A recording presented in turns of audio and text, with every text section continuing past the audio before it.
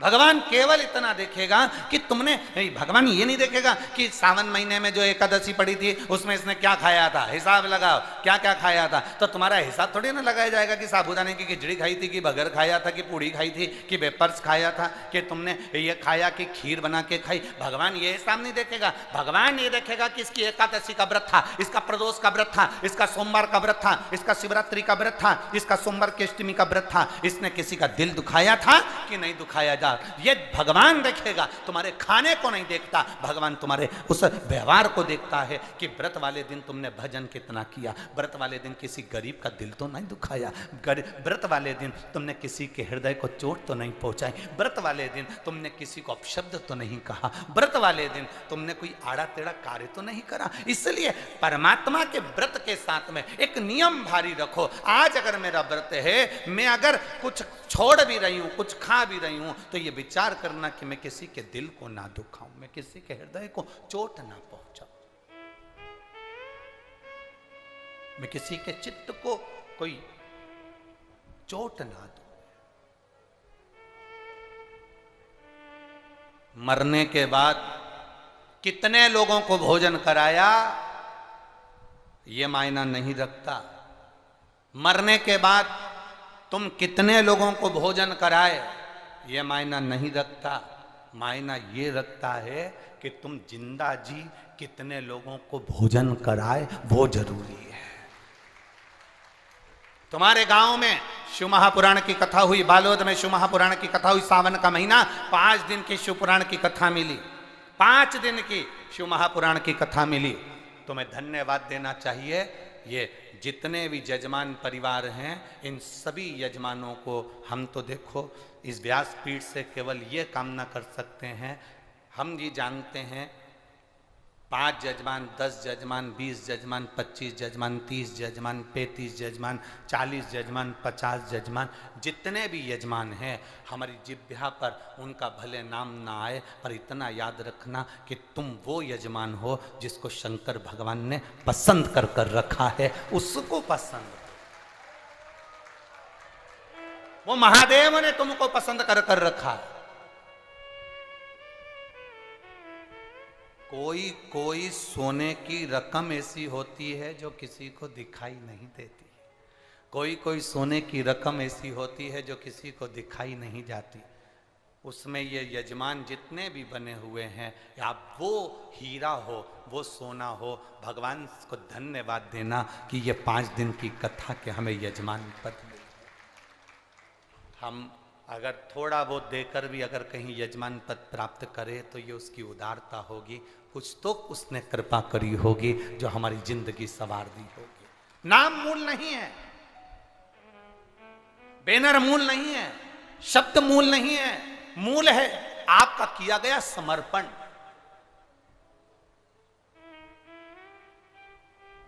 मूल है आपका किया गया भजन।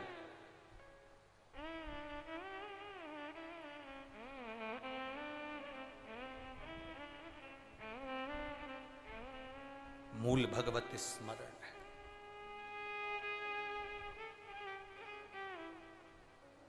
व्यवस्थाएं बहुत बड़ी होती है साहब, ये टेंट, ये पंडाल, इतने लोगों का भोजन व्यवस्था, रुकने वालों की, इतना जरा विचार करिएगा। आज के ज़माने में इतनी व्यवस्थाएं करना बहुत कठिन होता है, पर यजमान लोग जब आपस में जुड़ते हैं और जब हमारे गांव का, नगर का भाग्य प्रबल होता है, तब जाकर ये शिव पुराण की कथा अपने नगर में होती है। तब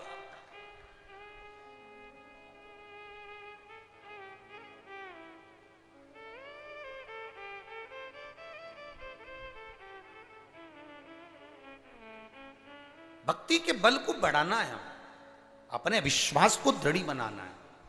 मरने के बाद कितने लोगों को भोजन कराओगे? मरने के बाद तुम्हारा बेटा कितनों को भोजन करा रहा है? मरने के बाद तुम्हारी बहू कितनों को साड़ी दे रही है? मरने के बाद तुम्हारी बहू कितनों को सुहाग सामग्री दे रही है? मरने के बाद तुम कितनों को भोजन करा रहे हो वो जरूरी नहीं। जरूरी ये है कि तुम जीते जी, तुम्हारे नगर में बालोद में जब कथा हुई तो क्या तुम्हारे घर में 2 किलो आटे की पूड़ी और सब्जी बनकर इस बालोद में आने वाले शंकर के भक्त को तुमने अगर मुंह झूठा कराया, जो जीते जी करा दिया, तो फिर मरने के बाद की जरूरत ही नहीं। आपने कितनों को पानी पिलाया, आपने कितनों को बिस्कुट खिलाया, आपने कितनों को भोजन कराया। जरूरी वो है। ये शिव महापुराण की कथा एक तत्व प्रदान करती है, एक शिव महापुराण की कथा एक आनंदता प्रदान करती है। आज पूरे बालोद में ये आनंद है कि ऐसा लग रहा है जैसे कि कोई दिवाली आ गई हो, कोई दशहरा हो, कोई आनंद हो। हमारे नगर में एक खुशियां अपने आप समाहित हो जाती हैं। नहीं तो आज के जमाने में तो त्योहार भी फीके हो गए साहब। आज के जमाने में त्योहार भी फीके हो गए। इतना फीका कर दिया विरोधियों ने, इतना फीका कर दिया विधर्मियों ने कि जब देखो जब त्योहार आता है और ये अपनी चाल चलना प्रारंभ कर देते हैं। मावा नकली है, दूध नकली है, मावा नकली है, दूध नकली है, और इनकी निगाह में वो चॉकलेट असली है। घर के पकवान नकली, घर का भोजन नकली, भारत की भूमि पर बनने वाला पकवान गुलाब जामुन, इमरती, भजिया, पकोड़ा, खोपरा पाक, अपने घर में बनने वाला गुजिया, पपड़िया, सब नकली है। बस बाजार जाओ, रक्षाबंधन का त्योहार है, एक टॉफी भाई बहन को, बहन भाई को दे दे, और इसको त्योहार कहते हो। त्योहार वो होता है जो घर की माँ घर में मिठाई बनाए और बच्चों को खिलाए, उसको त्योहार कहते हैं। फीका कर दिया त्योहारों को। जो भी त्योहार आते हैं या तो 2 हो जाएंगे, 3 हो जाएंगे, या फिर इतने छोटे हो जाएंगे कि उसमें आप विचार करते रहोगे कि मैं कल मनाऊं कि परसों मनाऊं। बस इसी विचार में पड़ते रहेंगे। और हमारा सनातन धर्म का जो हमारा एक आनंद है, हमारे जीवन का जो सुख है, त्योहार का जो उत्साह है, त्योहार का, जन्माष्टमी आती थी पहले लोग ऐसी जन्माष्टमी मनाते थे, रामनवमी आती थी पहले रामनवमी मनाते थे, रक्षाबंधन आता था पहले रक्षाबंधन खुशियों से मनाते थे, जब होली आती थी होली खुशियों से मनाते थे, दिवाली आती थी दिवाली खुशियों से मनाते थे, संक्रांति आती थी संक्रांति खुशियों से मनाते थे। जितने त्योहार आते थे एक आता था और उसमें उत्साह, उमंगता, आनंदता होती थी। आज के जमाने में इतना इतना बांट दिया, इतना इतना बांट दिया कि त्योहार को भी 2-4 कर दिए तो लोग विचार में पड़े रहते हैं। अब करें तो करें क्या, अब विचार करें तो करें क्या। टॉफियों को इतना जरूरी बता दिया कि घर में मेरी माताओं के हाथ की बनी हुई गुलाब जामुन, खोपरा पाक, गुजिया और पपड़िया कोने में पड़ा रहता है, और वो टॉफी एक मूल हो जाती है, एक चॉकलेट मूल हो जाती है। और हम समझ नहीं पा रहे विधर्मियों को, हम सोच नहीं पा रहे कि हमारे सनातन धर्म पर कुठार प्रहार है ये, हमारे सनातन धर्म को नष्ट करने का प्रहार है ये। त्योहारों पर कौन सा एक, किसी ने बता दिया कौन से शास्त्र, कौन से वेद और कौन से पुराण में लिखा है कि त्योहार पर बहन भाई को तिलक लगाए तो टॉफी खिलाए, चॉकलेट दे। यह हमारा सभ्यता, हमारी संस्कृति और हमारा संस्कार नहीं है। यहाँ तो ये नियम है, बहन भाई को जब राखी बांधे तो बांधने पर उसने अपनी माँ से जो मिठाई बनाई हो वो थाली में रखी हो और बहन भाई को और भाई बहन को खिलाए, तो माता पिता का आशीर्वाद उसके शरीर में पहुंच जाए, उसके जीवन में पहुंच जाए। हम किन ओर जा रहे हैं? और हम चिल्ला चिल्ला कर कह रहे हैं धर्म की अधर्म का, प्राणियों में विश्व का हो गया। सीधी बात। हम जा कहां रहे हैं? हम किस पथ की ओर, हम किस मार्ग की ओर जा रहे हैं?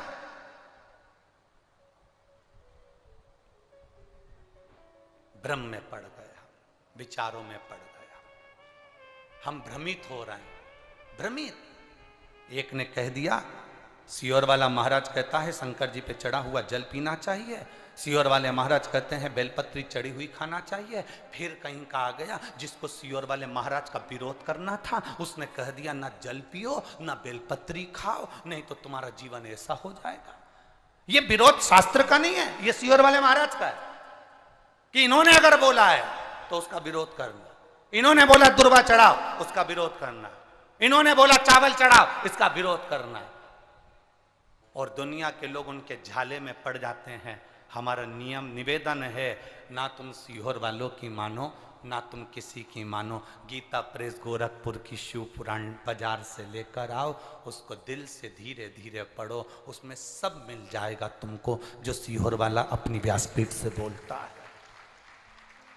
स्कंद पुराण लाओ, नर्मदा पुराण लाओ, लिंग पुराण लाओ, देवी भागवत लाओ, ब्रह्म विवर्त पुराण लाओ, सारी पुराणों को घर में लाकर रखिए और एक एक पुराण का धीरे धीरे अध्ययन करो कि सीहोर वाला महाराज कहीं अलग जगह से तो नहीं बात रहा। एक एक पुराण का अध्ययन करो। केवल फेसबुक, यूट्यूब और मोबाइल पर ज्ञान नहीं मिलता कि आप थोड़ी देर खोल के बैठकर आपने ज्ञान ले लिया, ये तो हमने पढ़ा था शास्त्र में ऐसा। शास्त्र को पढ़िए, वेद को पढ़िए, अपने पुराणों को पढ़िए, उसका अध्ययन करिए कि बेलपत्री का चरित्र कहां वर्णन करा। एक बेलपत्र दान का जो वर्णन हमारे शास्त्रों में किया गया, एक वृक्ष लगाने का फल हमारे शास्त्रों में कहा गया, एक भूखे व्यक्ति को भोजन कराने का फल हमारे शास्त्रों में कहा गया, उसको पहचानिए। एक नवयुवक लड़का अपने पिता के सिंहासन पर बैठ गया तो उसने अपनी प्रजा से पूछा, अपनी प्रजा से पूछा कि सारे प्रजावासी आए और उनसे पूछा, ये बताओ कि मेरे दादाजी के समय का राज्य अच्छा था कि मेरे पिताजी के समय का राज्य अच्छा था कि मेरे समय का राज्य अच्छा है। जितने लोग मेरे नगर के बुजुर्ग बड़े जो बैठे हैं, सभा में जितने बैठे हैं, सब बताओ मेरे पिता के समय का राज्य अच्छा था कि मेरे दादाजी के समय का राज्य अच्छा था कि मेरे समय का राज्य अच्छा है, ये बताइए।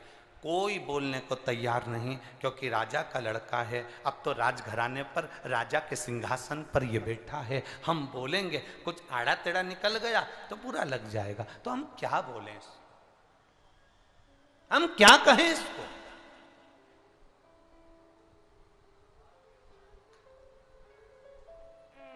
हम क्या वर्णन करें इसको, नहीं बोल,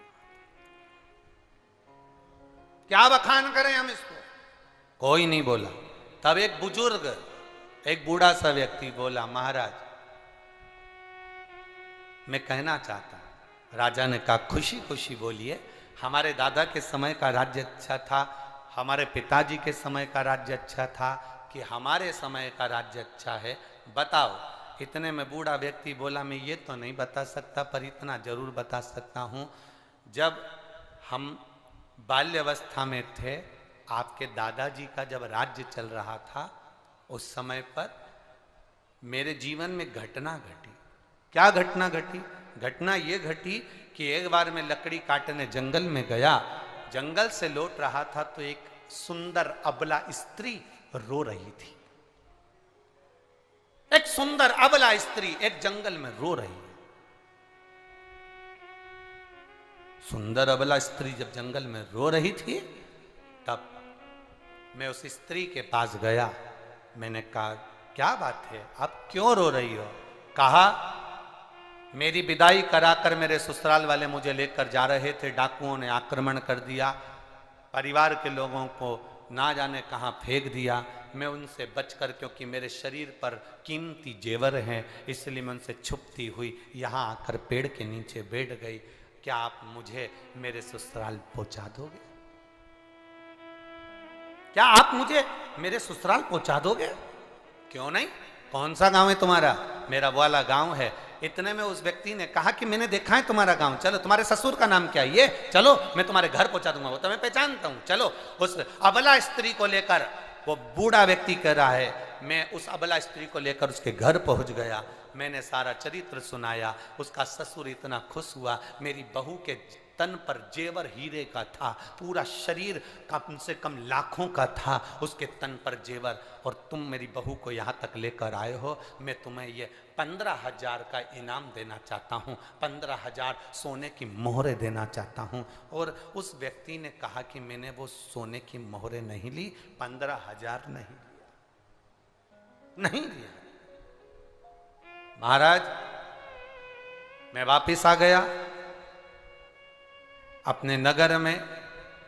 दादाजी चले गए, तुम्हारे पिताजी का राज्य आ गया, समय बीता, मैं जवान हो गया। तब मैंने विचार करा कितना दुख का जीवन जी रहा हूं आज मैं, कितनी तकलीफ की जिंदगी जी रहा हूं मैं आज, और इतनी तकलीफ की जिंदगी मेरी जी रही हूं, इतना तकलीफ की जिंदगी में जी रहा हूं। अरे उस समय मौका मिला था मेरे को, अबला स्त्री मिली थी, अबला स्त्री मिली थी, उसके शरीर का जेवर ले लेता और वह 15,000 सोने की मोहरे ले लेता, तो आज मैं खुश होकर जिंदगी जीता।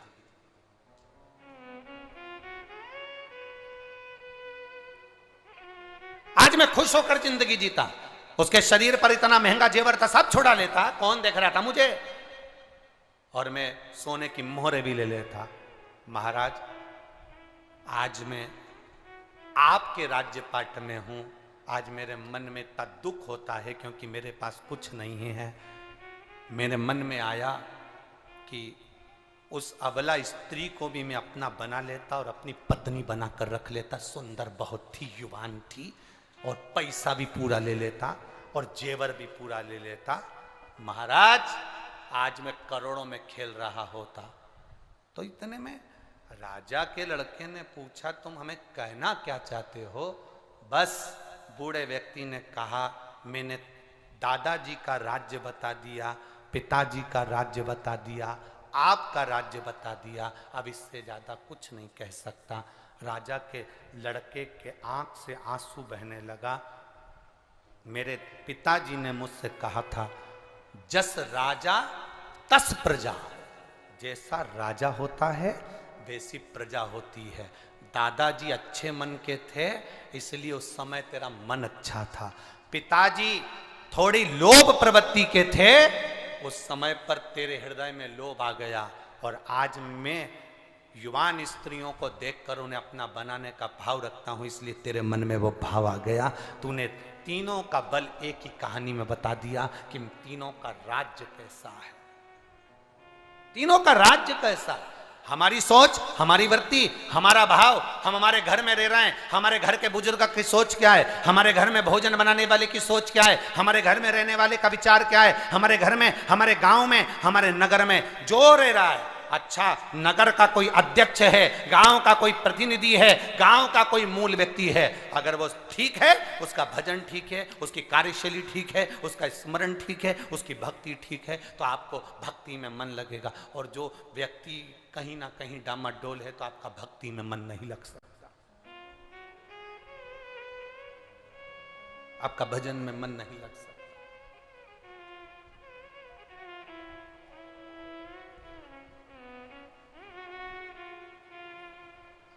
इसीलिए शिव महापुराण की कथा बारंबार कहती आई, शिव महापुराण की कथा बारंबार वर्णन करती आई। क्या जरूरी है? बेलपत्री का वृक्ष घर में नहीं लगा सकते हो तो फिर कहीं मंदिर देवालय में जरूर लगा। मंदिर देवालय में नहीं लगा सकते हो तो कहीं ना कहीं किसी ना किसी बगीचे में जरूर लगा। बगीचे में नहीं लगा सकते तो किसी तालाब, बावड़ी, कुआं, पर्वत आदि के तट पर कहीं लगाएं। आवाज बढ़ाओ पीछे की, और बढ़ा दो पीछे की आवाज, रिटर्न आ रहा है, थोड़ा सा बढ़ाइए। चोंगे की आवाज में बढ़ा दो, चोंगे की जरूरी है। बेलपत्र का वृक्ष बहुत जरूरी है। अगर तालाब, बावड़ी, कुएं पर भी आप अगर बेलपत्र का वृक्ष नहीं लगा पाओ तो फिर प्रयास करो कि रोड के किनारे पर बेलपत्र का वृक्ष, वहां भी नहीं लगा पाओ तो शमशान में कहीं बेलपत्र का वृक्ष शमशान के आसपास में भी है, तो वहां अगर कोई बैठेगा उस पर भी अगर छांव पड़ जाएगी, जीव को कोई लेकर जा रहा है उसका भी कल्याण हो जाए, ऐसी जगह बेलपत्र का वृक्ष अवश्य। 3 जगह पर बैठकर माता पार्वती जी ने तप साधना शंकर जी को प्राप्त करने के लिए करी। 3 स्थान बताए गए, 3 जगह पर, और हमारे शास्त्रों में हम लोग वर्णन करते हैं। आप लोग भी माताएं अगर कथा श्रवण करती हैं, छोटी तीज, बड़ी तीज, जिसको सतुआ तीज आदि कहते हैं, मारवाड़ी, माहेश्वरी, अग्रवाल बंधु कोई छोटी तीज करता है, कोई सतुआ तीज करता है, सत्तू को कलपता है, कोई हरताली का तीज करता है। ये स्थान बताए माता के कि माँ कहाँ कहाँ बैठकर शंकर जी को प्राप्त करने के लिए साधना कर रही है। माँ कहाँ कहाँ बैठकर तब साधना कर रही है। माँ किसी किसी स्थान पर बैठकर शिव की आराधना कर रही है। 3 स्थान बताए गए हैं माता पार्वती जी के तप साधना के। पहला, माँ पार्वती मैया नदी सरोवर के तट पर बैठकर साधना कर रही हैं। दूसरा, माँ बेलपत्री के वृक्ष के नीचे बैठकर तप साधना कर रही हैं। और तीसरा, माँ एक गुफा के अंदर बैठकर तप साधना कर रही हैं, जिस तप साधना में वो शिव को प्राप्त करना चाहती, जिसमें बैठकर वो भगवान देवादित्य महादेव को प्राप्त करना चाहते। किस किस के घर के अंदर बेलपत्री का वृक्ष या पौधा है? जरा हाथ उठाइएगा। बहुत सारे हो रहे, रख लो रख लो रख लो, धर लो। हाँ, बहुत धन्यवाद आपको, प्रणाम आपको, नमन कि आपने बेलपत्री के वृक्ष को लगाया, बेलपत्री के पौधे को लगाया। आपको नमन करते हैं। हजारों अश्वमेध यज्ञ के बराबर फल मिल गया आपको, आपने एक बेलपत्री का पौधा लगाया। हम निवेदन करेंगे आपसे, कोई त्योहार आए, सावन का महीना आया, शिवरात्रि आई, सोमवार की अष्टमी आई, आपसे निवेदन है किसी भी वृक्ष से पत्ती लो या फूल लो, पर वृक्ष को चोट मत पहुंचाओ। ऐसा नहीं कि हम फूल तोड़ने के चक्कर में वृक्ष की टहनियों को तोड़ दें, या हम बेलपत्र तोड़ने के चक्कर में बेलपत्री की डालियों को तोड़ दें। ये श्रेष्ठता हमारे यहाँ शिव पुराण नहीं कहता। हमारे यहाँ पाप लगता है इन सब चीजों से। नहीं है आपके पास में बेलपत्र, शिव जी की चढ़ी हुई बेलपत्र उठा लो, धोकर अपनी थाली में रख लो और वही बेलपत्र बाबा को वापिस चढ़ा दो। मेरा ओघड़ दानी आपके उस बेलपत्र को स्वीकार कर लेगा, उसको दिक्कत नहीं है।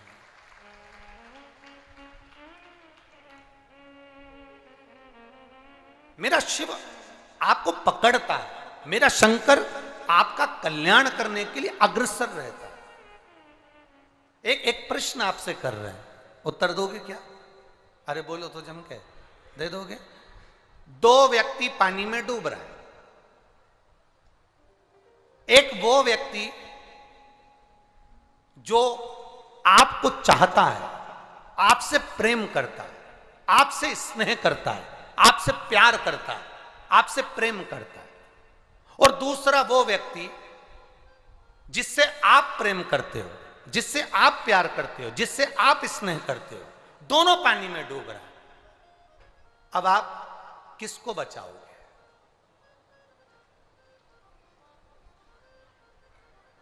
एक वो व्यक्ति जो आपसे प्यार करता है, आपसे प्रेम करता है, आपसे स्नेह करता है, वो पानी में डूब रहा है। और एक वो व्यक्ति जिसके लिए आप दिल लुटाते हो, प्रेम करते हो, प्यार करते हो, स्नेह करते हो, जिसके बिना आप रह नहीं सकते, वो पानी में डूब रहा। दोनों में से किसको बचाओगे? पहले नंबर का, 2 नंबर का, 2 नंबर, 2 नंबर, 2 नंबर। उधर से दादाजी बोल रहे हैं 1 नंबर का बिल्कुल सही है। बहुत बहुत साधुवाद। कहीं संत बाबा वो क्या? हाँ, संत बाबा। एक बार जोरदार ताली बजाओ, बिल्कुल सही निर्णय दिया। बहुत बहुत प्रणाम, साधुता, नमन, बिल्कुल सही निर्णय। एक वो व्यक्ति जो आपको चाहता है, आपको प्रेम करता है, आपको प्यार करता है, और दूसरे नंबर पर वो व्यक्ति जिससे आप प्यार करते हो, जिससे आप प्रेम करते हो, जिससे आप स्नेह करते हो, दोनों पानी में डूब रहे हैं। किसको बचाओगे? तो उसको बचाना जो तुमसे प्रेम करता है। क्यों? क्योंकि जो तुमसे प्रेम करता होगा वो तुम्हें कभी दुखी नहीं देख सकता। जो तुमसे प्रेम करता होगा वो तुम्हें दुखी नहीं देख सकता। जिससे तुम प्यार करते हो भरोसा नहीं कि वो तुमसे स्नेह करता होगा और तुम्हें सुखी दे दे या तुम्हें सुख दे दे, वो भरोसा नहीं। मेरा भोलेनाथ पहले नंबर का है। वो जल चढ़ाने वाले से तब प्रेम करता है कि अपने भक्त को वो डूबने नहीं देता, निकाल लेता, निकाल लेता। वो चाह रहा है, स्नेह कर रहा है। शंभु शरणे पड़ी मांगू घड़ी रे घड़ी, दुख काटो दया करी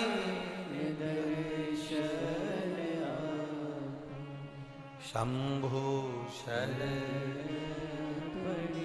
मांगू घड़ी रे घड़ी, दुख काटो दया करी दर्शन। शिव तत्व कह रहा है, शिव से हम स्नेह करें, शिव हमसे स्नेह करे। अरे कृपा की ना हो जो आदत तुम्हारी, तो सुनी ही रे अदालत तुम्हारी। गरीबों के दिल में जो जगह तुम न पाते, तो किस दिल में होती इबादत तुम्हारी। आपका भजन बढ़े, भक्ति बढ़े, विश्वास बढ़े। मां पार्वती जी 3 स्थान पर बैठकर शिवलिंग का निर्माण कर रही हैं। पहला जलाशय के पास, दूसरा बेलपत्र के वृक्ष के नीचे और तीसरा गुफा के अंदर प्रवेश कर पार्थिव शिवलिंग का निर्माण कर। पार्थिव शिवलिंग बनाओ, आप भी एक प्रयास करिएगा। आपने कभी अगर मौका लगे और भगवान आपको अगर बहुत कृपा करा हुआ हो, आपके घर में अगर बहुत बाबा की अगर कृपा हो और आंगन में बेलपत्री का वृक्ष हो, तो प्रयास करना कि उस बेलपत्री के वृक्ष के नीचे 12 ज्योतिर्लिंग का निर्माण एक बार पार्थिव मिट्टी से अवश्य करें। 12 ज्योतिर्लिंग का एक थाली में 12 ज्योतिर्लिंग का निर्माण कर कर एक ब्राह्मण देवता को, एक बुलाओ, 2 ब्राह्मण देवता बुलाओ, 5 बुलाओ, 7 बुलाओ, 11 बुलाओ, 21 बुलाओ, आपके ऊपर, ये आपके ऊपर। किसी विद्वत ब्राह्मण जन को बुलाकर जिसके हृदय में शिव समाया हुआ हो, जिसके कंठ पर मां सरस्वती माता, सरस्वती शंकर की कृपा से विराजमान हो, ऐसे कोई ब्राह्मण को बुलाकर, कोई भूदेव को बुलाकर 12 ज्योतिर्लिंग बेलपत्री के वृक्ष के नीचे उसका निर्माण कर कर उसका पूजन अभिषेक अपने परिवार के साथ में मिलकर बाबा का कर कर, अगर कभी मौका लग जाए और बाबा अगर ऐसा कृपा करे, जैसे सत्यनारायण भगवान की पूजन होती है, इधर होती कि नहीं होती है, छत्तीसगढ़ में होती है, सत्यनारायण की कथा होती है, केले के खंभ लगाए जाते हैं, आंगन में करी जाती है, ढोल मंजीरा बजाया जाता है, खूब आराम से पंडित जी आकर कथा बाजते हैं, सत्यनारायण भगवान का अनुष्ठान। उसी तरह से मणि शिवलिंग शिव महापुराण की कथा कहती है, अपने आंगन में अगर बेलपत्र का वृक्ष हो, उस वृक्ष के नीचे 12 ज्योतिर्लिंग का निर्माण कर कर ब्राह्मण देव को बुलाकर अभिषेक पूजन का अनुष्ठान कर कर फिर बाबा का स्मरण कर कर बड़े आनंद के साथ शाम के समय उस ज्योतिर्लिंग का फिर जो 12 बनाए हैं उसका विसर्जन भाव के साथ में, आनंद के साथ में बन सके। ब्राह्मण आदि संत गुरुजन बड़े बुजुर्ग इनका श्रेष्ठ भोजन कराकर अपने घर में एक आनंद का अनुभूति करें। कहते हैं उससे हमारे घर में शिव तत्व की प्राप्ति होती है और बाबा की कृपा बनी रहती है। शिव तत्व की कृपा। कितना ज्योतिर्लिंग? 12 ज्योतिर्लिंग का निर्माण अगर अपने घर में बेलपत्र का वृक्ष है तो अवश्य करें। आपको मौका मिला है महीने, 2 महीने, 6 महीने, 8 महीने में, साल भर में, और बाबा से ऐसा प्रार्थना भी करें कि बाबा ऐसी कृपा करना, मैंने जो मांगा अगर वो पूरा होता है तो मैं 12 ज्योतिर्लिंग का निर्माण कर कर पूजन अवश्य करूं। ये तेरी कृपा बनी रहे, तेरी करुणा बनी रहे। करो। एक अविरल भक्ति के साथ, एक विश्वास और दृढ़ता के साथ।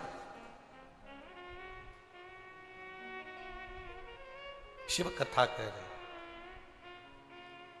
अपने भीतर जब निर्मल भक्ति होगी, अपने भीतर जब विश्वास दृढ़ होगा, आनंद होगा, तो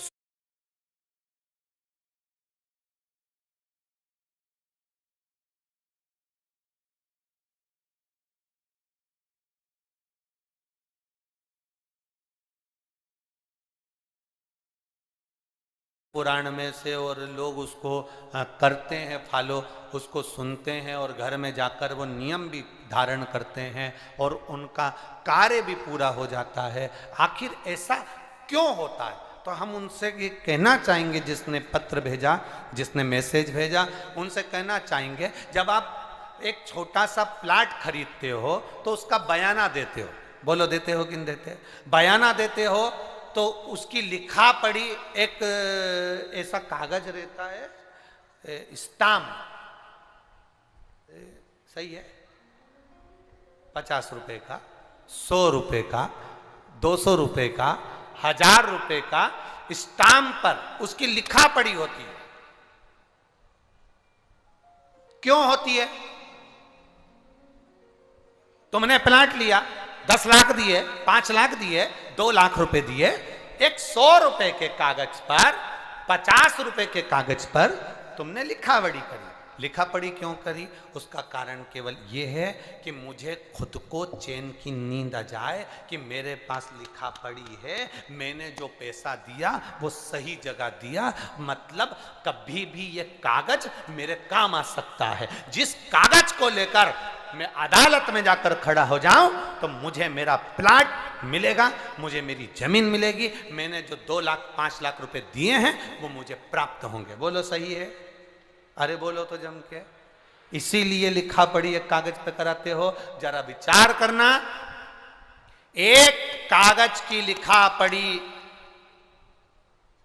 तुमने करवा ली तो तुम्हें टेंशन नहीं रहा, तुम्हें चिंता नहीं रही और तुम उस कागज के भरोसे हो गए। उसी तरह जो शिव पुराण की कथा में आता है, शंकर जी की लिखी हुई, व्यास जी की लिखी हुई इस बात पर तुम्हें भरोसा हो जाता है तो भगवान भी आकर उस भरोसे को पूरा कर जाए।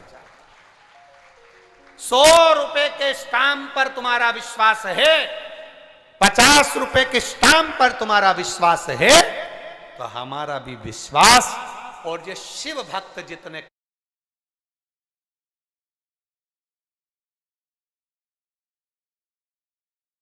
इनका भी विश्वास शंकर जी के प्रति है कि वो मरने नहीं देगा, वो तड़पने नहीं देगा। निश्चित है मौत तो आएगी पर वो कष्ट नहीं देगा। ये बेटी ने लिखा, उसकी माँ ने लिखा कि हमारी बेटी, छोटे से पत्र में उसने लिखा, अंतिम सांस पड़ी है, जूझ रही है मौत से, और वो बाबा है।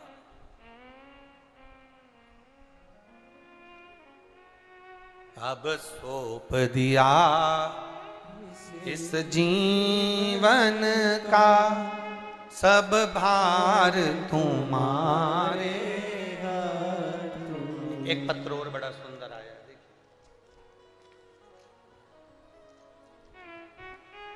किरण सिन्हा, जिला बालोद, छत्तीसगढ़ की रहने वाली हूं। किरण सिन्हा, जिला बालोद, छत्तीसगढ़ की निवासी हूं गुरुदेव। मैं बाबा की कथा का क्या गुणगान करूं गुरुदेव। हम सब बालोदवासी भाग्यशाली हैं, अपने आप को हम भाग्यशाली महसूस कर रहे हैं गुरुदेव। आज तक किसी पंडाल में जाकर कथा नहीं सुनी, बस टीवी के सामने बैठकर एक बार प्रार्थना करी थी कि मेरी पढ़ाई पूरी हो गई बाबा, अगर तू सच्चा है और तेरी कथा सच्ची है तो मेरा कहीं ना कहीं सरकारी जॉब लग जाए। मैं बाबा से बस प्रार्थना, टीवी के सामने आसन बिछाती थी, बैठ जाती थी, बाबा की कथा सुनती थी।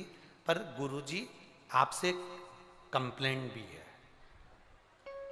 क्या रह गया था? कंप्लेंट ये है कि आप कथा पूरी करते हो पर हम इतने दिल से कथा सुनने बैठते हैं पर आरती अधूरी छोड़ देते हो।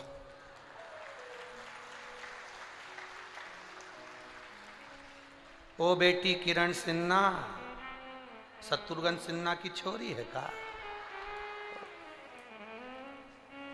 बड़ी भारी है ये तो, हमारी भी गलती गिनवा दे वो।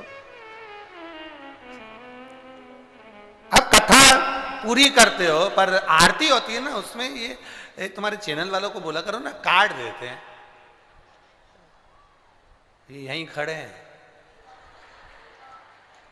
अब तेरा क्या होगा रे कालिया, नीचे मत उतर जाना। अब सोचे तो ये इनके ऊपर, पर गुरुदेव कुछ भी हो, आसन लगाकर मैंने टीवी के सामने कथा सुनी।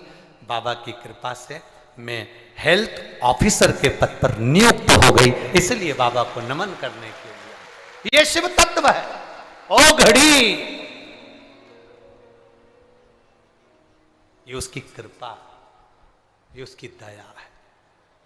और जी किरण सिन्हा बालोद छत्तीसगढ़ से हम पूरा प्रयास करेंगे कि आरती पूरी हो। हम भी पूरा प्रयास करेंगे। आप बोले हो, हमारा प्रयास रहेगा कि आशीष को भी हम कहेंगे कि ऐसा करे सो तो कथा 5-1 मिनट पहले छोड़कर आरती पूरी दिखा दी जाए हो। तो प्रयास हम भी करेंगे, पर कथा चलते चलते कभी कभी स्मरण नहीं रह पाता तो समय इतना कम पड़ जाता। वो तो तुम्हारे चक्कर में और कथा को टीवी पर इतने लोग सुनते हैं ना, अधूरी कथा ना रह जाए इसलिए उसको उस समय तक विराम कर देते, नहीं तो कथा और लंबी भी चल जाए, उसका कोई ठिकाना नहीं हमारा। तो प्रयास पूरा करेंगे, प्रयास नहीं। बोल बम का नारा है, सारी समस्या का हल शिव तत्व को प्राप्त कर। पार्वती जी आप भी नियम बना लो, बाबा से प्रार्थना कर कर जाना, बाबा ऐसी कृपा करना, ऐसी दया करना कि खाली न जाता कोई दर से तुम्हारे। मैं भी खड़ा हूँ बाहें पसारे, अपने हृदय लगा लो गिरा जा रहा हूं, उठा लो। बाबा से प्रार्थना करना। पार्वती जी ने बेलपत्री के वृक्ष के नीचे शिवलिंग का निर्माण करा, उसका पूजन किया। पार्वती जी इतने शिवलिंग का निर्माण करी, इतने शिवलिंग का निर्माण करी, धीरे धीरे माता थाली में एक पीठिका बनाती हैं, शिवलिंग बनाती हैं, उसकी पूजन करती हैं। उसके आसपास में कोई पीठिका नहीं बनाई, केवल शिवलिंग बना बनाकर रखती गई। हमारे यहाँ जब हम सहस्त्र शिवलिंग का निर्माण करते हैं, जब हम हजारों शिवलिंग का निर्माण करते हैं, जब हम लाखों शिवलिंग का निर्माण करते हैं, तो बीच में थाली में एक पीठिका बनती। पीठिका जो जलाधारी हम बनाते हैं वो एक बन गई, शिवलिंग बन गया। उसके बाद में हम जितने भी शिवलिंग बनाते हैं उसमें ये पीठिका नहीं बनाकर केवल शिवलिंग गोल गोल आकृति कर कर बनाकर रख देते हैं। उसकी पूजन माँ पार्वती जी कर रही हैं, जिसका नाम है मणिलिंग। इसको हमारे यहाँ पर मणिलिंग कहा गया, जो रखकर पूजन करी जाती। इसमें पीठिका नहीं थी, इसमें पीठिका नहीं दिख रही।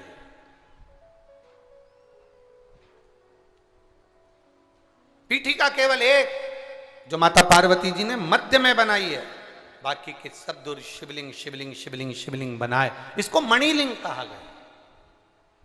ये मणिलिंग की गणना।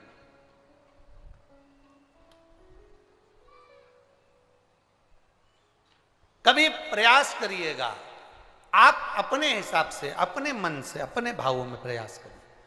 हमने पहले भी कथा में कहा, जब तुम्हारा दिल कर जाए, आज तुम्हें लगे कि तुम्हारा चित्त ठीक नहीं है, आज तुम्हें लगे तुम्हारा मन ठीक नहीं है, आज तुम्हें लगे कि तुम्हारा चित्त ठीक नहीं हो पा रहा है, आपका मन ठीक नहीं हो पा रहा, आपका हृदय ठीक नहीं है, लग रहा है, तो बुलाओ ब्राह्मण देव आनंद के साथ में। शिव महापुराण की कथा कहती है पार्थिव शिवलिंग का निर्माण कर कर, या आप स्वयं उसकी आराधना पूजन कर कर विसर्जन करिए।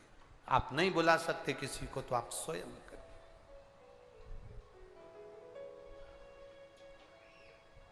तीन जगह पर मां पार्वती मैया बैठी है, तीन जगह पर। अपने हृदय में मां पार्वती शिव को बुला रही हैं, अपने हृदय से भगवान शंकर का गुणगान कर रही हैं। हम भी आपसे कहेंगे, आपके कमरे में काम का सामान रखो, अपने घर में काम का सामान रखो, कबाड़ा मत रखो।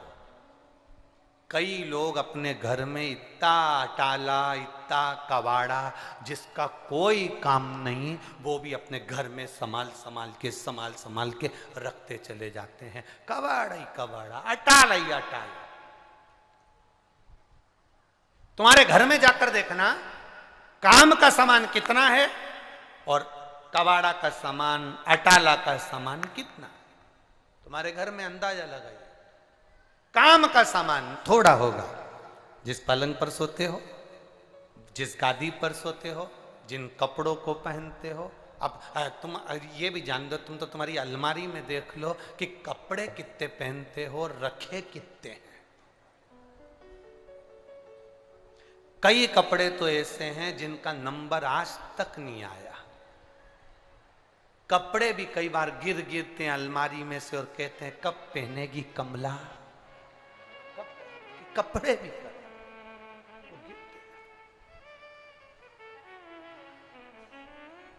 विचार करिएगा जरा, इतने कपड़े रखे, अलमारियां भरा रही हैं, उसके बाद भी हमारी आसक्ति समाप्त नहीं है, उसके बाद भी हमारी आसक्ति श्रेष्ठ नहीं।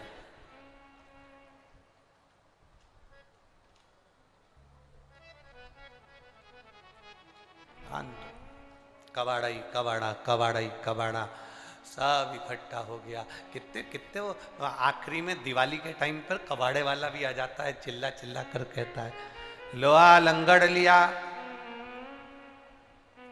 जूना पुराना, क्या बोलते हैं, जूना पुराना कबाड़ा लिया। वो भी आवाज लगाता है। क्या होगा, कबाड़ा दोगे तो वो क्या देगा तुमको। पहले तो हम आजकल वो लोग आते कि नहीं आते पता नहीं, पहले कुछ माताएं आती थी, ऐसे सिर पे टोकनी रहती थी, उसमें बर्तन रहते थे स्टील के, और पुरानी 5 साड़ी दे दो, एक भगोनी ले लो।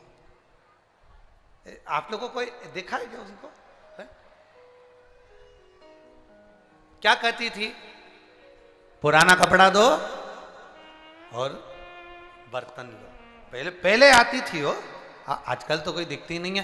पुराने कपड़े दे दो और बर्तन नया ले लो। कबाड़े वाला कहता है कबाड़ा दो, जूना पुराना लोहा लंगड़ दो और रुपए लो। हम भी तो यही कह रहे हैं, काम, क्रोध, लोभ, वासना, तृष्णा, अहंकार, झूठ, प्रपंच सब दो और शिव नाम लो। हम भी तो यही कह रहे हैं।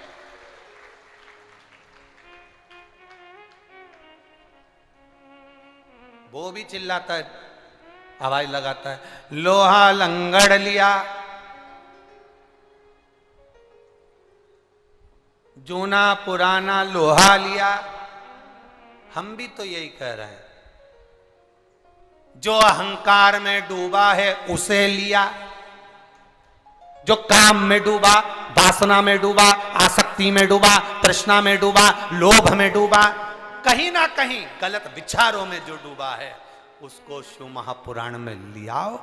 बस कवाड़ा यहां रख लेंगे और उसका हृदय नई भगोनी की तरह 5 पुरानी साड़ी देगा। 5 पुरानी साड़ी,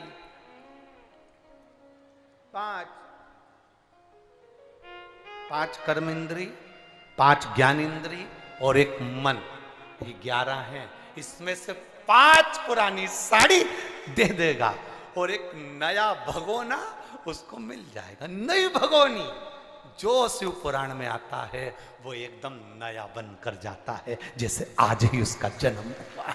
वो नई भगोनी की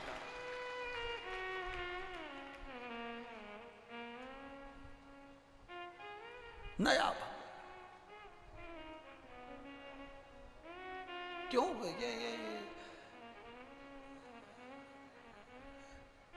जो फ्रीज होता है ना, उस फ्रीज में हम जो रखते हैं वो ताजा बना रहे इसलिए रखते हैं, सड़े नहीं। फ्रीज में रख दो सड़ेगा नहीं, रख दो फ्रीज में सड़ेगा नहीं। कोई तुमसे पूछे कहां गई थी तो कह देना फ्रीज के अंदर बैठी थी। तो क्या फ्रीज में? हाँ, शिव महापुराण की कथा नहीं है, ये पंडाल नहीं है, ये फ्रीज है। इसमें जो बैठ जाता है वो संसार में सड़ता नहीं है। ना काम में, ना लोभ में, ना आसक्ति में, ना वासना में, तृष्णा में, सड़ेगा नहीं। अगर शिव पुराण की कथा सुनी है, थोड़ा दुख आ गया तो तुरंत डॉक्टर अपना काम करेंगे। जैसे उस माँ ने लिखा, हम शंकर के मंदिर चले गए, डॉक्टर अपना काम कर रहा है, तुम अपना काम करो ना। दुख आया, वो बेटी ने लिखा कि आरती भी पूरी नहीं होती थी और कट जाता था, फिर भी हम आसन लगाकर सुनते, तुम तुम्हारा कर्म करो ना, करो तुम्हारा कर्म। संसार में ज्यादा चिपकोगे तो संसार में चिपके रह जाओगे, फिर परमात्मा की ओर फूल कर नहीं जा पाओगे। मेरी जीजियाँ रोज रोटी बनाती हैं, मेरी छत्तीसगढ़ की बहनें रोज रोटी बनाती हैं। रोटी बनाते समय मेरी बहनों को मालूम है कि इसमें थोड़ा सा रोटी बनाते समय पलेथन लगाना जरूरी है। पलेथन मतलब जानते हो, एक्स्ट्रा आटा, जो लोई बनी और उसको बेलने से पहले पलेथन लगाओ। पलेथन लगाएंगे तो वो चकोटी में और बेलन में रोटी, बोलो बोलो जम के बोलो जरा, नहीं चिपकेगी। और जो रोटी चकोटी में और बेलन में चिपक गई, उसको तवे पर तुम कितई डाल के हिलाओ, वो जहां से चिपकी होती है वहां से फूलती नहीं। हमने भी बहुत रोटी बनाई है, वो फूलेगी नहीं। इतनी माताएं बैठी है, तुम कितना भी उसमें ऐसा कपड़ा भी फेरो ना तवे के ऊपर तो भी रोटी नहीं फूलेगी। जहां से चिपक गई वो वहां से नहीं फूलेगी। हम भी ऐसे ही, आप भी ऐसे ही। रोटी के आटे की लोई है ये पृथ्वी, जैसे वो चकला, जैसे वो चकोटी गोल होती है, वैसे ये पृथ्वी गोल है और संसार के बेलन से हम बेले जा रहे हैं। अगर हम इसमें चिपक गए तो फिर परमात्मा तक फूल कर नहीं पहुंच पाएंगे। इसलिए पलेथन लगाओ, पलेथन लगेगा, चिपकोगे नहीं। पलेथन क्या है? शिव महापुराण की कथा। कोई तुमसे पूछे कहां गए थे तो के पलेथन में बैठे थे। लग रहा है पलेथन और बिल रहे हैं, ये पलेथन लग रहा है। इस पलेथन में जब तक पड़े हो आप, जब तक शिव महापुराण की कथा सुन रहे हो, सत्संग में जा रहे हो, मंदिर देवालय एक लोटा जल चढ़ाने शिवालय जा रहे हो, पलेथन लग रहा है। पलेथन लगेगा तो तुम चिपकोगे नहीं। तुम्हें जो देखेगा ना वो भी कह देगा रोटी बहुत जोरदार है, क्या फूली क्या फूली। उसको ये नहीं मालूम कि पलेथन जोरदार था, इसलिए रोटी भी जोरदार बनकर फूल चुकी है। यही रोटी की अनंतता है। पलेथन अब तुम तो जोरदार हो गए हो, पलेथन तुम में लग गया, तुम फूल भी गए हो। अब तुम्हारा काम है, कभी कभी पलेथन जब ज्यादा लग जाए तो सीखने के बाद भी वो पलेथन हटता नहीं है। बस तुमसे निवेदन है, चाहे दुनिया के लोग कितना भी अपशब्द कहें, ताना दे, आड़ा टेढ़ा बोले, गालियां दे, कोई कह दे क्या होता है शंकर जी को जल चढ़ाने से, कोई कह दे शिव जी के मंदिर जाने से क्या होता है, कोई कह दे बेलपत्री चढ़ाने से क्या होता है, कोई कह दे ये दुर्वा चढ़ाने से क्या होता है, कोई कह दे एक चावल का दाना चढ़ाने से क्या होता है, कोई कह दे तुमसे कि पुष्प चढ़ाने से क्या होता है। दुनिया के लोग तुम्हें ताना देंगे, अपशब्द कहेंगे, गालियां देंगे। उस समय पर तुम कह देना हम आड़े टेढ़े नहीं हैं जो तुम्हारे कहने पर आ जाएं। हमने तो एक बार शिव पुराण अपने कानों में उतार ली, उसके बाद दुनिया चाहे कितना भी रंग चढ़ाए चढ़ता ही नहीं है। कोई कितना ही बोले हम उस पर अमल करते ही नहीं, स्मरण में भी नहीं आता। शिव तत्व अंदर समा गया, फिर वो छूटता नहीं।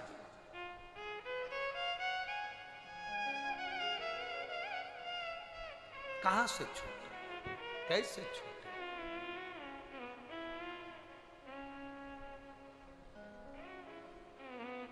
कैसे छूट सकता?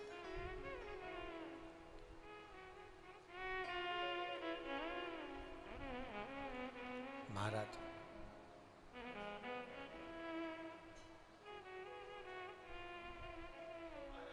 शिव तत्व की प्राप्ति जीवन के सुख को प्रदान कर। शरीर कहेगा कि चलो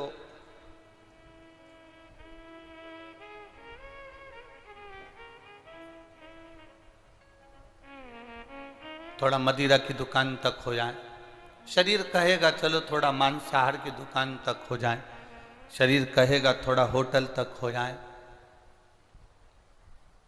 शरीर कहेगा कहीं वैश्यावृत्ति की ओर गलत और पर मन चलें। पर इस मन के जाने को आप थोड़ा सा सत्संग के माध्यम से, भजन के माध्यम से, पूजन के माध्यम से रोक सकते हो। ऐसा नहीं है कि हमारा शरीर कहे और हमें उस हिसाब से चल देंगे।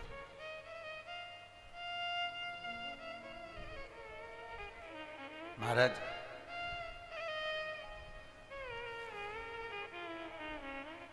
कान में कुंडल पहनो मना नहीं है, पर ऐसा पहनना कि कान ना कटे। कान में कुंडल पहनो मना नहीं, पर ऐसा पहनना कि कान ना कटे। नाक में नथनी पहनना, नाक में लौंग पहनना, पर ऐसी पहनना कि नाक, जम के बोलो जरा, ना कटे। मना नहीं।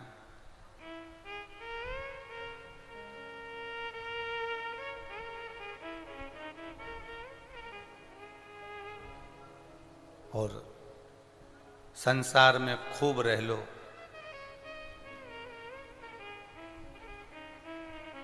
पर जीवन ऐसा बनाना कि भजन के बिना, प्रभु के नाम के बिना एक दिन भी ना कटे, एक दिन भी ना। कान में कुंडल पहनो, पर ऐसा पहनो कि कान ना कटे। नाक में नथनी पहनो, लौंग पहनो, पर ऐसी पहनो कि नाक ना कटे। और संसार में खूब अच्छे से रह लो, पर अपने जीवन को ऐसा बनाना कि भगवान के भजन बिना, भगवान के पूजन के बिना, एक लोटा जल के बिना हमारा जीवन ना कटे। जब तक मैं मंदिर ना जाऊं तब तक मेरा मन ना लगे, जब तक मैं भगवत भजन ना करूं, जब तक मैं भगवत स्मरण ना करूं, तब तक मेरा चित्त ना लगे, तब तक मेरा मन बेचैन रहे जाने को भगवान की भक्ति की ओर, भगवान के भजन की ओर। आज बालोद नगर के, इस बालोद जिले के अंतर्गत बालोद में जो कथा हो रही है, पूरे बालोद में ऐसी कोई रोड नहीं है जो खाली हो। प्रत्येक रोड में लाखों से लाखों भक्त भरे पड़े हुए हैं, प्रत्येक रोड पर। शहर की स्थिति तो हमको नहीं कर सकते क्योंकि हम शहर के बाहर रह रहे हैं, अंदर जाने की हमको परमिशन भी नहीं, क्योंकि इतनी भीड़ में कहाँ जा पावे। पर शहर की स्थिति हम नहीं कर सकते, और हम आते भी बाहर जंगलों में से आते, जंगलों में से चले जाते, तो हमको तो अंदाजा नहीं लग पाता। पर आज जंगल की स्थिति यह है कि वहाँ चारों तरफ लोग पेड़ों की छांव में, गाड़ियों पर, नहर के किनारे, तालाब के किनारे, जहाँ जिसको जगह मिल रही है, छतरियों में, पन्नियों में, दुकानों में, रोडों पर, वृक्ष के नीचे, गाड़ियों के नीचे, जहाँ जिसको जगह मिल रही है वो वहाँ बैठा है। शायद हमारे जीवन की ये पहली ऐसी कथा होगी जिसमें 7 से 8 पंडाल लगे, उसके बाद भी भक्त रोड पर है।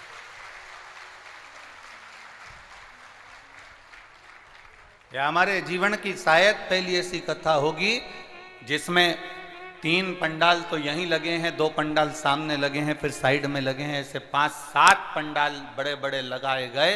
उसके बाद भी भक्त शंकर के जो उपासक हैं, शिव के जो भक्त हैं, वो भगवान की कथा को सुनने के लिए रोडों पर और ग्राउंडों में भरे पड़े हुए हैं महाराज। ये शिव तत्व की प्राप्ति का साधन है, ये शिव भक्ति का साधन।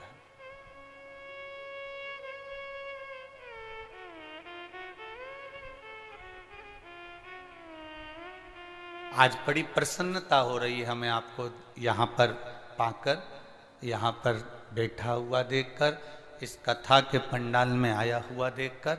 खुशी की बात इसलिए है क्योंकि हमारे यहाँ जब भंडारे का प्रसाद बनता है सीहोर में, या हमारे यहाँ पर जो भंडारा चलता है, तो भंडारे का जो भोजन बनता है, भंडारे का जो प्रसाद बनता है, वो बड़े बड़े पात्रों में बनता है, और वो बड़े बड़े पात्रों को, बर्तन को उठाकर भगवान के सामने नहीं ले जाते हैं। बोलो, ले जाते हैं? नहीं। हमारे यहाँ क्या करते हैं, एक थाली में, कटोरी में जो भंडारे में भोजन बना होता है उसको थाली में लगाते हैं, भगवान को भोग लगाते हैं। वो थाली का जो प्रसाद है वो ले जाकर सारे बड़े बड़े जो बर्तन, पूड़ी, सब्जी, भजिया, पकोड़ा, नुक्ती, सेव जो बना होता है बहुत सारा, उसमें थोड़ा थोड़ा वो मिला देते हैं। मिलाते इसलिए हैं क्योंकि जो भगवान ने भोग लगाया, प्रसाद जो हो गया, वो हम उसमें डालेंगे तो वो भी, जम के बोलो जरा, प्रसाद हो जाए। तुम्हारे यहां भी ऐसा होता है क्या? अरे बोलो तो रे बालोद वालों, होता है ऐसा कि इतने बड़े बड़े भगोने, बड़े बड़े बर्तन भंडारे के भगवान के सामने नहीं ले जाते क्योंकि वो भंडार गृह में रहते हैं। बस एक थाली में भोजन लगा कर ले जाते हैं, भगवान को भोग लगाते हैं, वही उठाकर फिर उन प्रसाद में, उन भोजन में मिला देते हैं, तो सारा की सारा जितना भोजन है वो प्रसाद बन जाता है। बस ये देखकर प्रसन्नता हो रही है कि आप भी वो भोजन की थाली हो जो यहाँ आई हो, और भोजन भोग लगने के बाद, भगवान की कथा सुनने के बाद, शिव महापुराण को सुनने के बाद जब आप भी अपने गांव में जाओगे तो मुझे विश्वास है पूरे गांव को प्रसाद बना दोगे। जाते से ही पूरा गांव स्वच्छ हो जाएगा। आपके थोड़ा सा भोग लगता है और वो बड़े बड़े बर्तन में थोड़ा थोड़ा डाल दो तो प्रसाद हो जाता है। उसी तरह तुम जिस जिस गांव से आए हो, जिस जिस कॉलोनी से आए हो, जिस जिस सोसाइटी से आए हो, जिस जिस जगह से आए हो, जब कथा सुनकर जाओगे तो तुम्हारे शरीर में यहाँ की रज, तुम्हारे शरीर में भगवान शंकर का श्री शिवाय नमस्तुभ्यम जाप, तुम्हारे शरीर में ओम नमः शिवाय, तुम्हारे शरीर में राम कृष्ण भजता हुआ इस शरीर में जब तुम्हारे गांव तक जाएगा, तुम्हारे गांव में पहुंचो तो समझ लेना कि बड़े वाले बर्तन में ये प्रसाद डल गया तो पूरा बर्तन प्रसाद हो गया। गांव में पहुंचते से सब शिव भक्त हो गए। तुम्हारे जाते ही सारे के सारे शंकर के भक्त हो जाएं। तुम्हारे जाते ही तुम अपने मंदिर में, देवालय में, शिवालय में श्री शिवाय नमस्तुभ्यम बोल बम का नारा है तुम्हारे मुख से जब आप स्मरण करो, तुम्हारे मुख से जब आप गुंजायमान हो, तुम्हारे मुख से जब आप मंत्र जाप करो, नाम जाप करो, और तुम्हारे गांव के लोग भी तुम्हारे मुख का दर्शन करें। विद्येश्वर संहिता शिव महापुराण में लिखा है, श्री शिवाय नमस्तुभ्यम बोलने वाले का केवल मुख का दर्शन करा जाए तो हजारों अश्वमेध यज्ञ का फल प्राप्त हो जाता है। ये शिव महापुराण की विद्येश्वर संहिता कह रही है।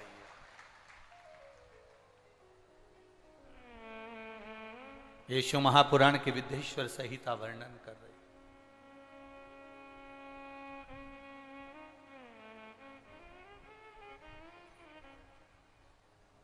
ये शिव महापुराण का पावन चरित्र वर्णन कर रहा। महाराज, आपका भजन, आपका कीर्तन, आपका मंत्र जाप, आपका स्मरण ना जाने कितनों को फल प्रदान कर देता है, ना जाने कितनों को।